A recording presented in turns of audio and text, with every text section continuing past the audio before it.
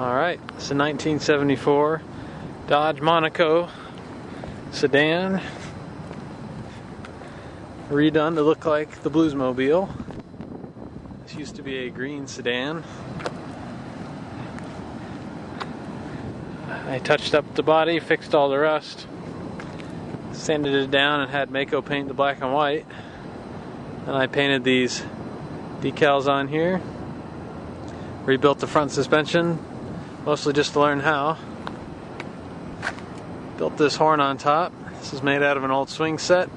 2 flower pots inside out, and then this wooden thing on top on the back. The horns underneath, sirens underneath, are marine sirens. Really loud. I'll demonstrate those in a little bit. These white straps here hold the horn down. Can go on the interstate, no problem at all with the horn strapped on. Here you can see the other flower pot in there. Had a shop fabricate the push bar to the exact specifications in the movie. Bolted that on to the steel bumper. Put these ropes on. The ropes are obviously tied to the push bar, similar to in the movie. And it doesn't actually go all the way back. The ropes are actually connecting together with this engineering thing I set up here with these electrical connectors. So the front and back rope are separate and can just be removed by pulling them out of the little double screw slot here that holds them in place. So if you need to open the trunk or the hood while the horn is on top, just undo those. The rear ropes are just tied to the bumper mounts, looped up underneath there. These two here are just stickers, actually magnetic material that I cut up and put those logos on there. On the body I've put some of the same magnetic material, spray painted black, to protect the paint from the ropes, because the ropes tend to wiggle and vibrate on the road, and without that they would scratch the paint pretty bad. Those are on the front as well. Gas tank, etc.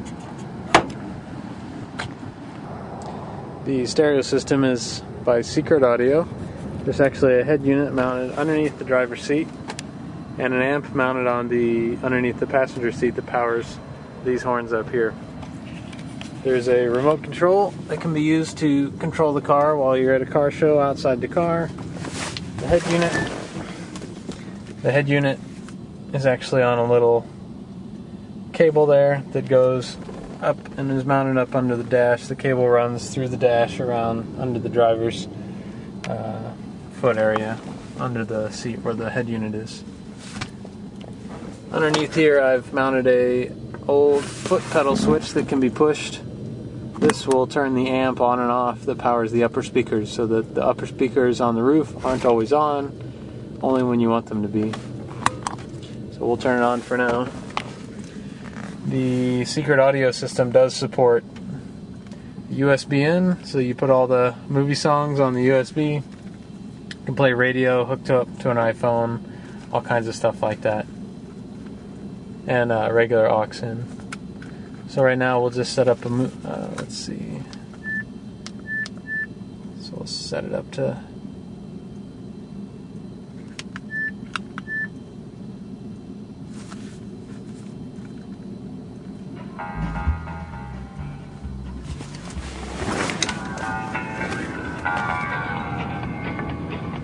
panel.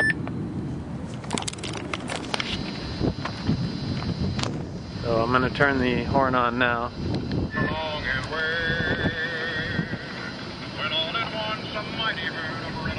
So this is the horn playing. It's on pretty soft right now.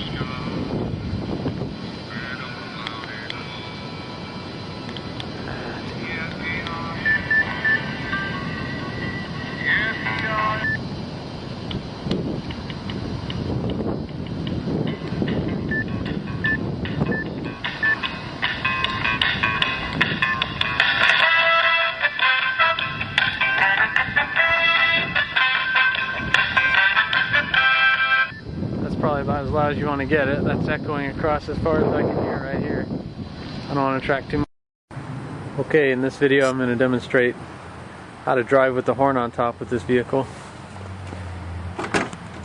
These two white straps hold the horn apparatus on the top. I keep them loose whenever it's not being used so that it doesn't pinch the doors or bend the doors while it's doing so. We just tighten it up.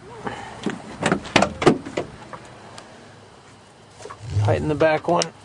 Doesn't have to be super tight. Whenever you close the door, that'll pinch this. Keep this really tight.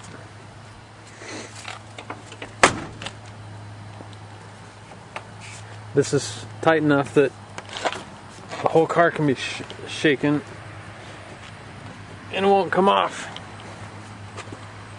I've driven this thing about, counting the wind in the face, probably a 90-mile-an-hour wind in the front.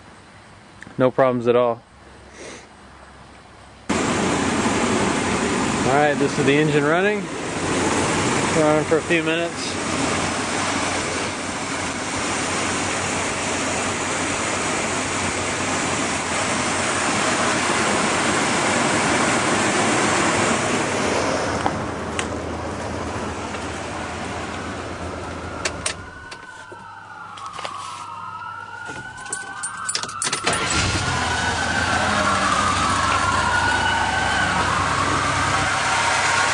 Battery's good. Battery's about 2 years old.